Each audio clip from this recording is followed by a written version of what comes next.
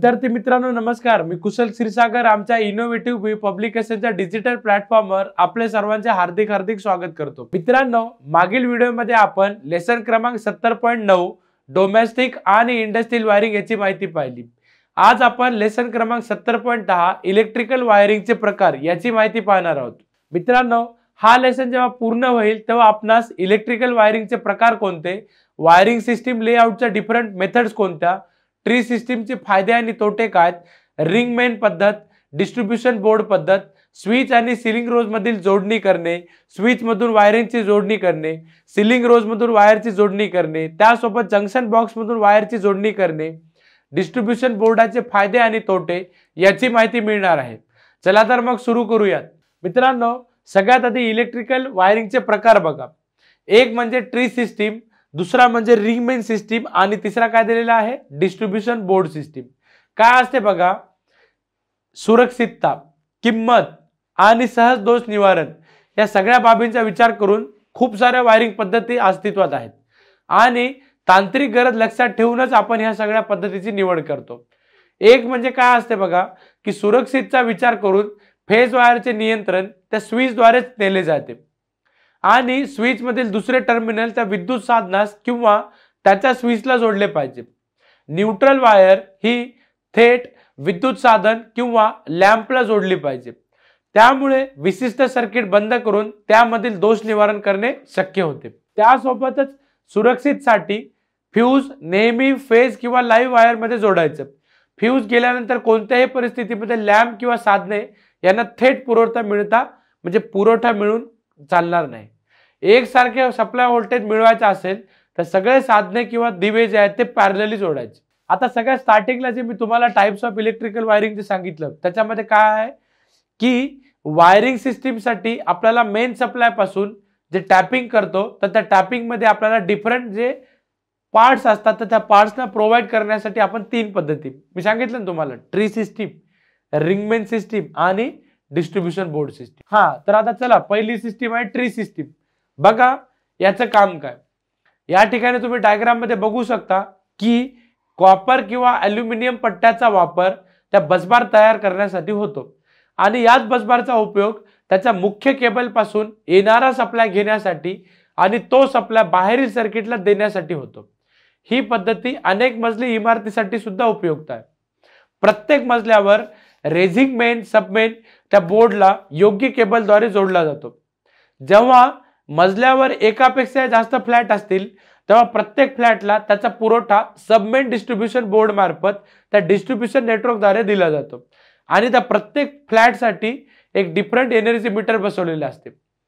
या ट्री सिस्टीमचा सगळ्यात मोठा फायदा बघा, इन्स्टॉलेशनसाठी लागणाऱ्या केबलची लांबी कमी असते आणि ती कमी असल्यामुळे त्यासाठी लागणारा खर्च सुद्धा कमी येतो। दुसरी म्हणजे या पद्धतीचा वापर अनेक मजली इमारतीसाठी सुद्धा केला जातो। आता फायदे झाले, आता तोटे बघू। जर एखाद्या बसबारची क्षमता असलेल्या लोडचा अनुरूप नसेल तर त्यावेळेस त्या पद्धतीचा सर्वात दूर असलेल्या पॉइंटचे सप्लाय व्होल्टेज हे सर्वात जवळ असलेल्या पॉइंटच्या व्होल्टेज पेक्षा कमी असू शकते। या पद्धतीमध्ये वापरले जाणारे फ्यूज हे विविध ठिकाणी लावलेले असल्यामुळे दोष शोधणे कठीण असते। आर्थिक दृष्ट्या जर विचार केला तर जेव्हा बसबारसाठी अल्युमिनियम पट्टीचा वापर केला जातो तेव्हा त्या पट्टीवरील टॅपिंग्सचे जे लूज असतात ते टॅपिंग्स तर लूज होतात, मग त्या लूज झाल्यामुळे काय होईल, तुमचा सप्लाय हा अनइंटरप्टच्या ऐवजी इंटरप्ट होईल, म्हणजेच काय होईल, खंडित होण्याची शक्यता जास्त आहे। दुसरी पद्धत बघा, रिंग मेन सिस्टीम। या ठिकाणी तुम्ही बघू शकता 4 किंवा 6 जे स्क्वेअर मिलीमीटर आहे अशा आकाराच्या दोन केबलच्या जोडलेल्या घरामध्ये हे फिरवले जातात आणि त्या पुन्हा त्यांच्या मुख्य आणि उपमुख्य जे बोर्ड आहे त्यांच्याकडे आणल्या जातात। या ठिकाणी बघू शकता की केबलच्या जोडीमधून टॅपिंग काढून सॉकेट, सिलिंग रोज फ्यूजेस किंवा त्याच्या कंट्रोलिंग स्विच मधून दिल्या जातात। त्याचा परिणाम ते जे करंट आहे ते दोन्ही बाजूने देता येते। या पद्धतीसाठी विशेष प्रकारचे फ्यूज, सॉकेट आणि प्लगची आवश्यकता आहे। IEEE च्या नियमानुसार जे प्रत्येक 100 मीटर क्षेत्रफळासाठी एक रिंग सर्किट असते अथवा तेथील सर्किट हे रिंग सर्किटचा एक भाग असावा। एका बँक मध्ये असलेल्या पॉवर प्लग जे आहेत त्यांची संख्या 2 पेक्षा जास्त नसली पाहिजे आणि एकूण करंट 3 एम्पियर पेक्षा जास्त असले पाहिजे. प्रत्येक स्वतंत्र पॉवर प्लगला एक सुरक्षित जर करायचं असेल तर त्यामध्ये काय करायचं, अंतर्गत फ्यूज किंवा MCB प्रकारचा जो स्विच असतो तो स्विच आणि त्याच्या सॉकेटची तुम्ही व्यवस्था केली पाहिजे. डिस्ट्रीब्युशन बोर्ड पद्धत, आता हे जे आहे हे सगळ्यात जास्त वापरली जाणारी पद्धत आहे. याच पद्धतीमध्ये जोडलेल्या सगळ्या उपकरणाला सारखे व्होल्टेज मिळते. या पद्धतीमध्ये आपला जो मेन स्विच असतो तो मेन स्विच काय करतो, डिस्ट्रीब्युशन बोर्डला योग्य केबलच्या सहाय्याने जोडलेला असतो. डिस्ट्रीब्युशन बोर्डाला इन्स्टॉलेशन मध्ये असलेल्या सर्किटच्या संख्येनुसार त्याचे फ्यूज जोडलेले असतात. तसेच या ठिकाणी तुम्ही बघू शकता की प्रत्येक फेजसाठी असलेल्या न्यूट्रल आणि फेजची केबल परत त्या डिस्ट्रीब्युशन बोर्डात आणलेली असते. प्रत्येक सर्किटवर 800 वॅट पर्यंत लोड दिलेला असतो.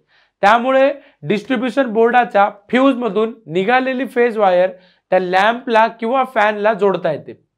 याचा फायदा बघा की याचा सगळ्यात मोठा फायदा काय असेल की विद्युत दाब हा सर्व लोडला सारखा असतो. याच्यामध्ये काही चूक झाली तर आपल्याला दुरुस्त करणे सोपं असते, हा पण एक त्याचा फायदा आहे. याचा ड्रॉबॅक काय, जे पण कुशल काम करणाऱ्या कामगारांची आवश्यकता असते आणि ही पद्धत इतर पद्धतीच्या तुलनेमध्ये थोडी महाग पण आहे. केबलच्या सिलिंग मध्ये रोज मधून जोडणी करणे काय असते बघा, केबलच्या सिलिंग मधून जे पण तुमचा केबलचा मार्ग आहे तर त्या केबलच्या मार्गामध्ये सिलिंग रोज किंवा जॉईंट बॉक्स व्यतिरिक्त कुठेही जॉईंट नसला पाहिजे. स्विच किंवा सिलिंग मधून जेव्हा जोडणी करतो तेव्हा साधारणपणे जेव्हा तुम्ही वायरिंगचं काम करता तेव्हा लूपिंग पद्धतीचा वापर करायचा. त्याचा फायदा काय होईल की स्विचच्या टर्मिनलला जोडलेले जे फेज वायर आहे ते लूप करून दुसऱ्या स्विचला टर्मिनल जोडलं तर आपलं व्यवस्थित कनेक्शन देऊ शकतो. आणि न्यूट्रल वायर ही अशी द्यायची बघा, कळालं. म्हणजेच याच्या पद्धती एकच प्रॉब्लेम काय असते की वापरलेली केबल थोडी जास्त लागेल, बट तुमचं काम हे व्यवस्थित होऊन जाईल. कळालं. स्विच मधून वायरची जोडणी करणे, आता बघा ही जी पद्धत आहे ही 2 टर्मिनल किंवा एक कनेक्टर असलेल्या स्विच साठी वापरली जाते. या ठिकाणी तुम्ही बघू शकता की दोन्ही फेज आणि न्यूट्रल लूप तयार करण्यासाठी त्या स्विच मधून घ्यायचं. ही उपकरणे आपल्या भारतामध्ये तयार होत नाहीत म्हणून जनरली ही पद्धत आपण वापरत नाही.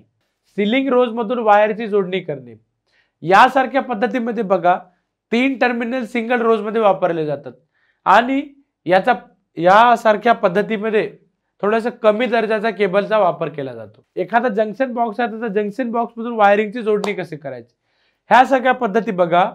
जंक्शन बॉक्स मधून कंडक्टरचे जोड विभागातून ते बोर्ड मधून काढायचं, म्हणजे जोड विभागायचे आणि त्या बोर्ड मधून काढायचे. आणि स्विच मधून टॅपिंग केलेल्या जंक्शन बॉक्स मध्ये सिलिंग रोज आणि त्याचे इतर भाग जे आहेत ते मी दाखवलेले आहेत, तुम्ही बघू शकता. कळालं. हा तर विद्यार्थी मित्रांनो अशा प्रकारे आज आपण लेसन क्रमांक 70.10 म्हणजेच इलेक्ट्रिकल वायरिंगचे प्रकार याची माहिती घेतली. पुढील व्हिडिओमध्ये आपण 70.11 डोमेस्टिक वायरिंगचे प्रकार याची माहिती घेणार आहोत. तेव्हा तर मित्रांनो भेटूयात आपल्या पुढील व्हिडिओमध्ये. आणि आमचा हा व्हिडिओ आवडल्यास लाईक करायला, शेअर करायला विसरू नका. व आमचं जे यूट्यूब चॅनल आहे कोणतं, IVVP ऑनलाईन, या यूट्यूब चॅनलला नेहमी सबस्क्राईब करा. बेल आयकॉन मधील ऑल नोटिफिकेशनला क्लिक करा जेणेकरून नवनवीन व्हिडिओची माहिती आपल्यापर्यंत पोहोचत राहील. तोपर्यंत धन्यवाद.